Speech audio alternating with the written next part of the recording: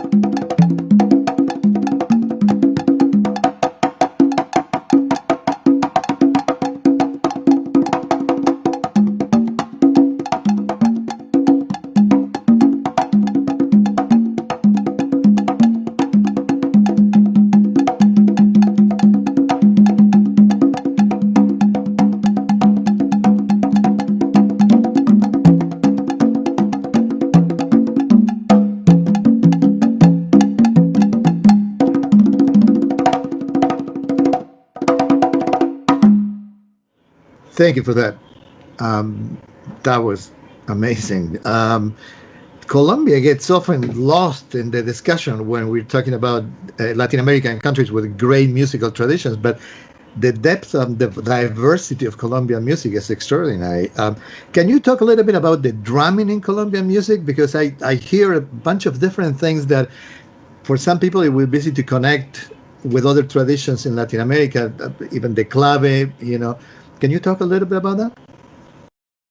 Yeah, there's basically two important styles of music, Afro-Colombian styles of music. The one from the Pacific coast, that is what people know, currulao, and it's very tied to the sounds also from Ecuador and Peru. And for example, the salsa groups that are really famous from Colombia, like Grupo Niche, they all come from the Pacific coast, and they include that feeling of the Pacific coast drumming into the what they call Colombian salsa, from Cali, Grupo Guayacán. They all put elements of this traditional music in the way they interpret salsa, especially in the early recordings of Grupo Niche. And then you have this other kind of sound that it's very important in the Caribbean coast. And of course, the most famous rhythm of all of folkloric is cumbia. And something that becomes more popular now is vallenato, that it's something more, let's say, popular, contemporary. But the cumbia and all the roots and everything that is around cumbia, is the most important thing of the Caribbean coast. These are the two special hand drummings traditions from Colombia. And what are some of the rhythms that you used in that piece, for example? It was interesting because I took the Afro-Cuban clave that also comes from Africa, and even that we don't have the instrument or the exact rhythm of clave. Of course, everything comes from Africa, so the essence of the rhythm, of the accents, of the syncopation is in basically all the music that comes with the African tradition. So that was interesting because I could use the clave, but I was playing patterns of 6/8 more in the Afro-Colombian from the Pacific, like currulao, that is very tied to all the Afro-Peruvian music and to chacarera from Argentina. The way they feel the 6/8 and the 3/4 with the syncopa. But you can play that over the Afro-Cuban clave. And then I began to manage a little bit and evolve to go to a mapale. Mapale is a fast 6/8. That's the most maybe African original tradition from the Caribbean coast of Colombia. And then when I really go on a little faster, I began to play a little bit of guaguancó, of Afro-Cuban guaguancó. So it's a way just to show even that the clave, it's more known as Afro-Cuban music. That element, it's all connected in all the diaspora in Latin America.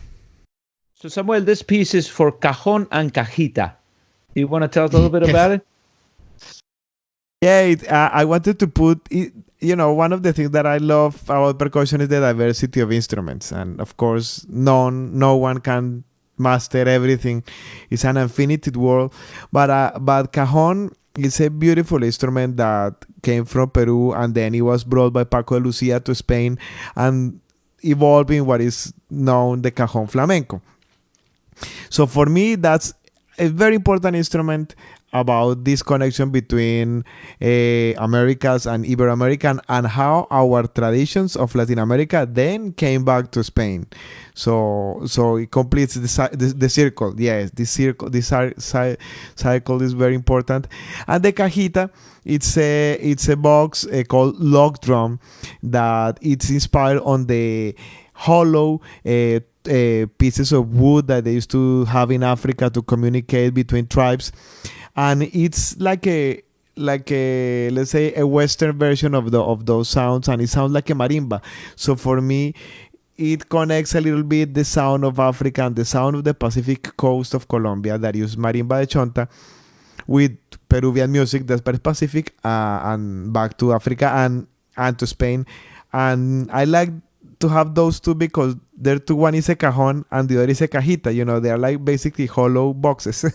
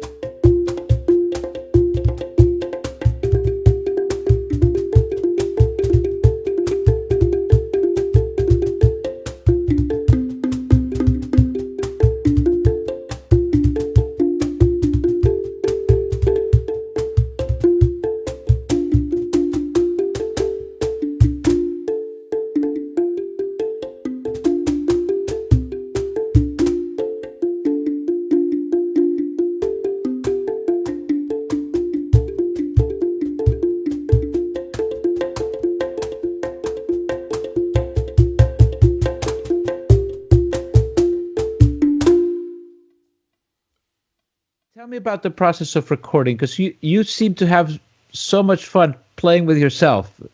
You found Well, you found a way to play a duet with yourself. It's hard enough to do it with another person when you're doing it on tape, but you seem to be playing off of each other, so it's hard to understand how does a piece like that start. well, these pieces are built on motifs. Or it's because percussion music, you cannot say that you can build a melody or something like that, but you have motifs. So it's how you organize those motifs and how you could create a direction using the motif, the repetition of motifs and the variation of the motifs. So basically, with the cajon and cajita, the first thing I did was to play the cajon. And I began, when I was playing the cajon, I imagined a melody, whatever, I don't know. I imagined something. But that helped me to create a form and some breaks. And it just came, it was totally improvised. But I felt that it had some direction, that it was somewhere, that it was a space, and all that is because I imagine I was playing with music with another musician. And then when I played the cajita, I just played one time on top of the cajon that I did, trying to understand the direction, the points of arrival, the spaces. And once you understand those points, you begin to play like if you're improvising.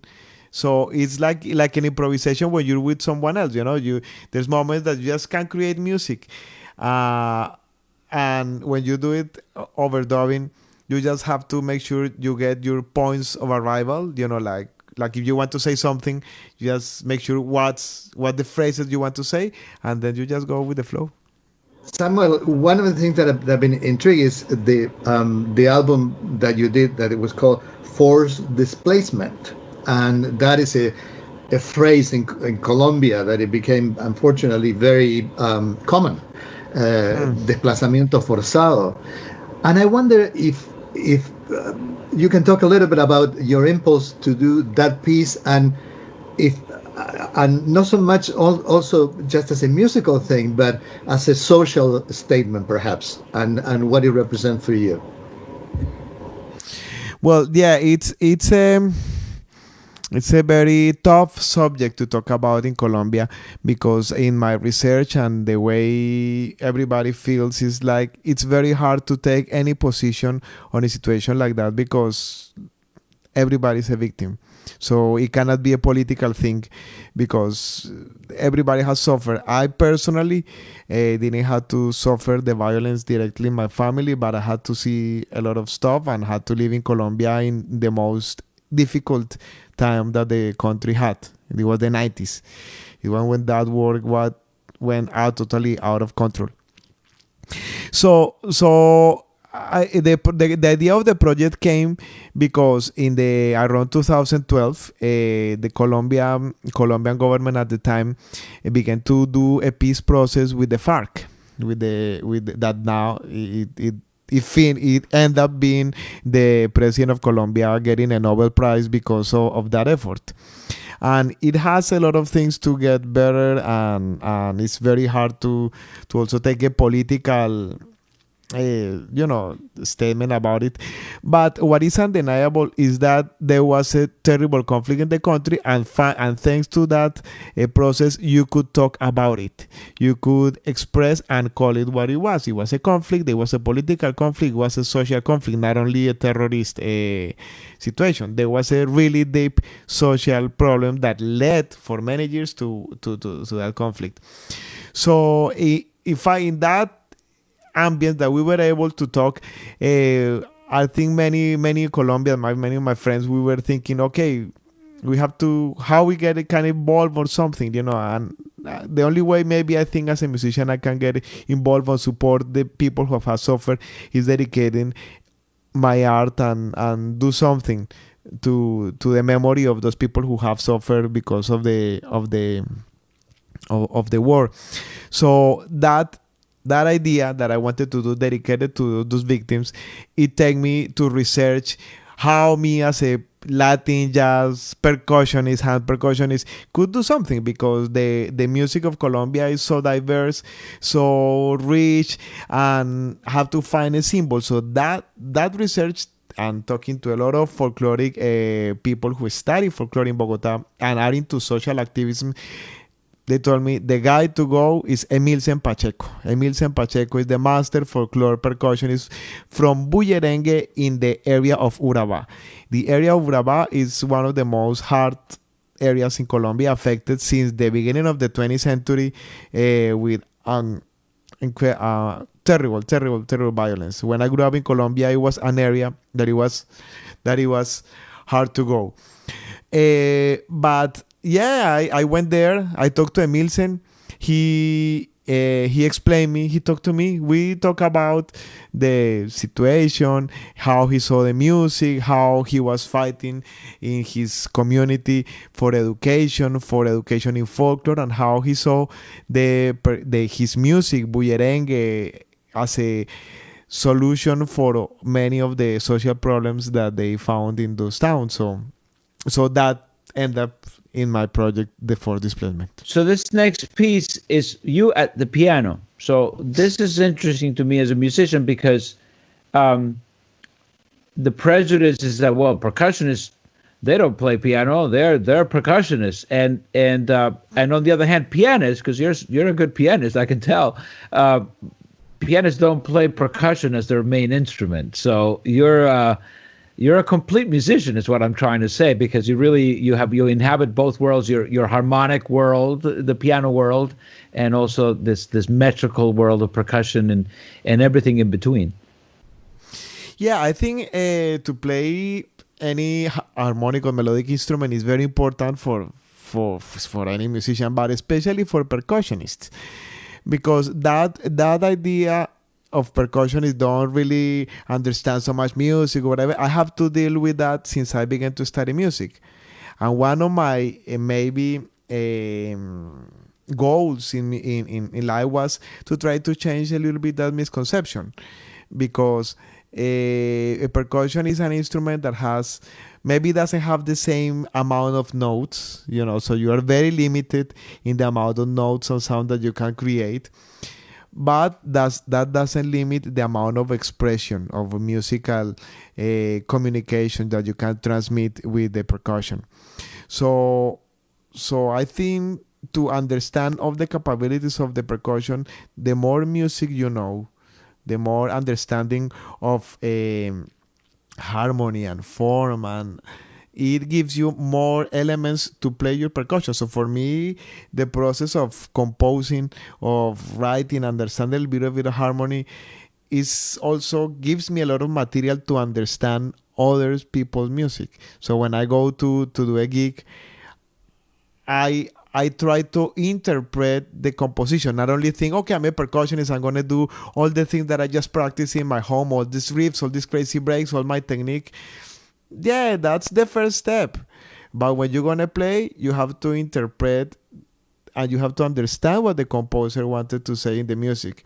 And it's harder. In percussion, it's very hard because I get too many times with great composers when they have everything written for the saxophones, everything, and they just come and tell me, no, just bring your magic. And I'm like, bring your magic is what? What should I do? I don't know. Just play your colors. So basically, you have to compose what colors I'm gonna play. Do I gonna play a chimes here? How I play the shaker? When I play a drum, maybe I just don't play a drum. I could play a simple pattern, something complicated. I have to actually make a lot of composition and orchestration decisions. So the more you understand music, the better your decision will be towards the composition.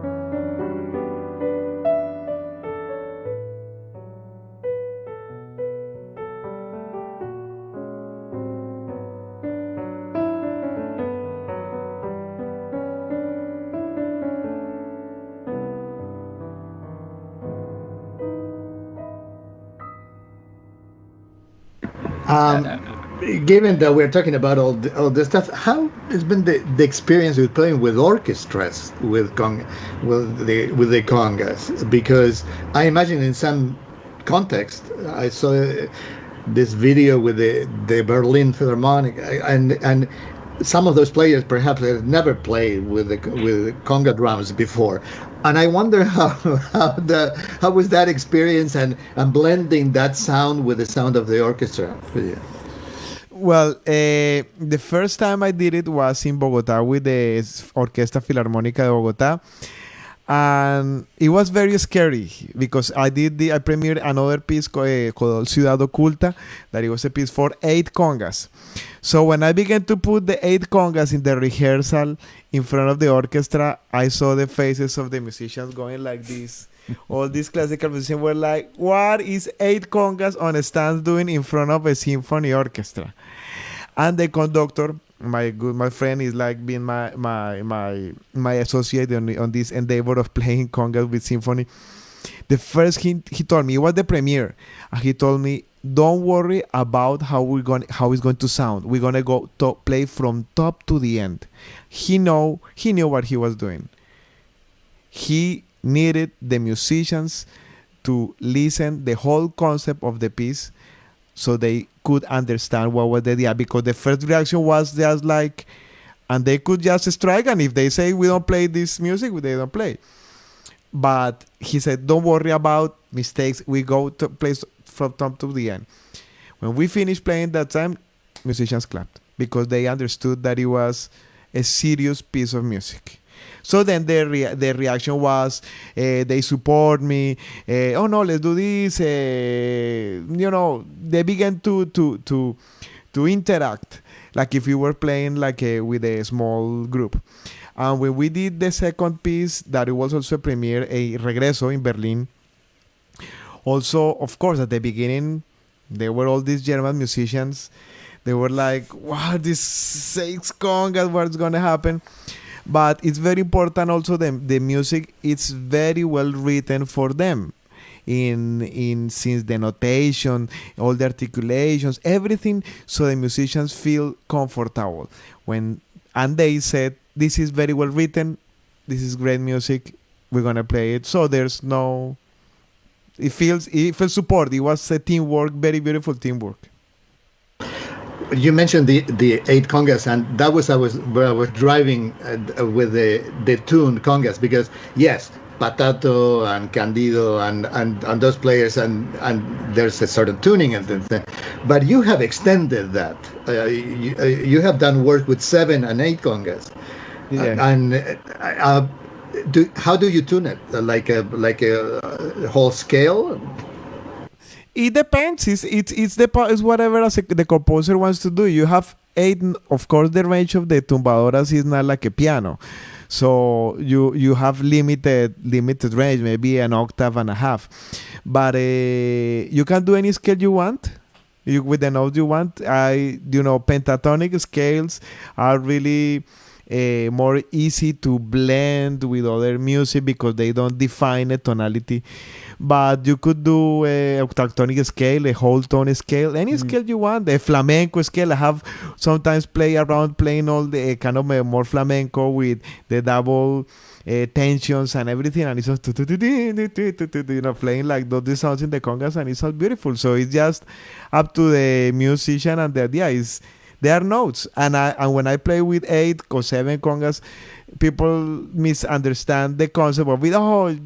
That they think it's about playing with 7 congas. It's not about that. It's about being able to create melodies and have a more deep harmonic development in the instrument. So this piece is for kalimba and maracas, and what I've noticed is that instead of the kalimba, who is the melodic instrument, being the soloist, I get the feeling the maracas are the soloist, and I really am a big fan of Venezuelan maraca players, and I know that you obviously have that tradition. Is there a tradition of maraca playing in Colombia as well? Well, yeah, of course, because the plains that we share between Colombia and Venezuela is 1/3 of Colombia.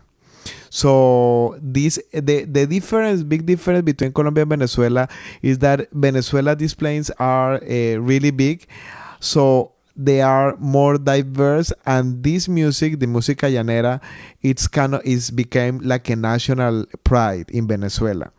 In Colombia, música llanera, the music from the plains, is very important, it's very strong, but it's only in a region of Colombia. It is not a national pride like the way it's in Venezuela. But the biggest festivals of maracas are happening actually in Colombia.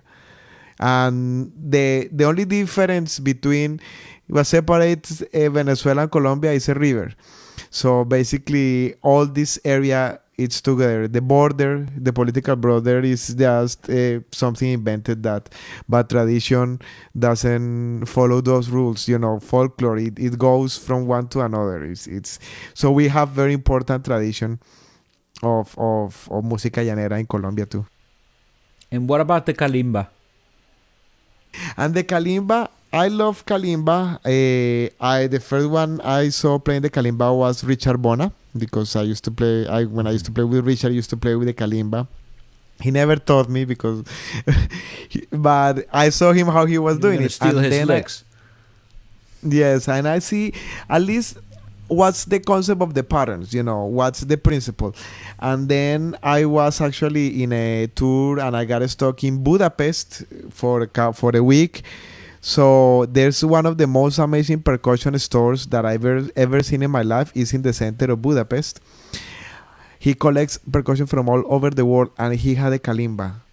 And I said, like, you know what, my friend, I'm going to buy a kalimba. And I began just use the kalimba for me to relax during the tours. And then I went to do a tour with a Polish band in Poland. And I was just jamming with my kalimba in the soundcheck just to relax. And he goes, why did you play the kalimba in the concert? I'm like, really? You want me to play kalimba in the... So I'm not a kalimba player, you know, there's kalimba players. And he's like, oh, no, you sound great, play. And we follow you. So like, okay. And I kind of like it. And then I came back to New York and have a gig with my band. I said, like, you know what? I'm going to begin to play my kalimba. And it's just relaxing. It's beautiful. And also, well, that tune, the idea was to connect that part of the South American instrument, because the maracas maracas don't come from Africa. The maracas are a traditional indigenous instrument. And then it's very interesting to combine something that doesn't have that African influence. It's pure, more indigenous, and of course gypsy and Spanish, but doesn't have a strong African like other instruments in South America. And kalimba, that is a pure African instrument.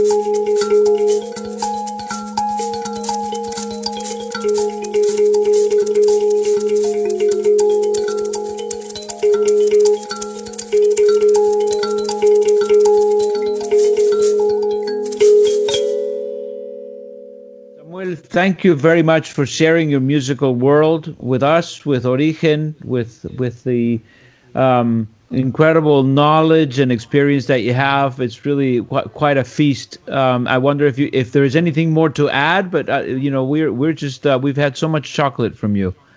Thank you. Well, I just want to thank you, Pablo and Fernando, for the opportunity for opening this window. I want to thank you for the job that you guys are doing. And I'm really honored to be part of the Ori-Gen collective. I think it's a really wonderful idea. And it's very important that as the musicians get together and do it, because sometimes it's difficult and we complain about the situation and how people have to get more respect about our traditions and everything, but I think if it's our duty to if we don't get together to do it, nobody's gonna do it also. Like we should do it and get together and put these concerts and spaces for Latin American music to be seen more widely.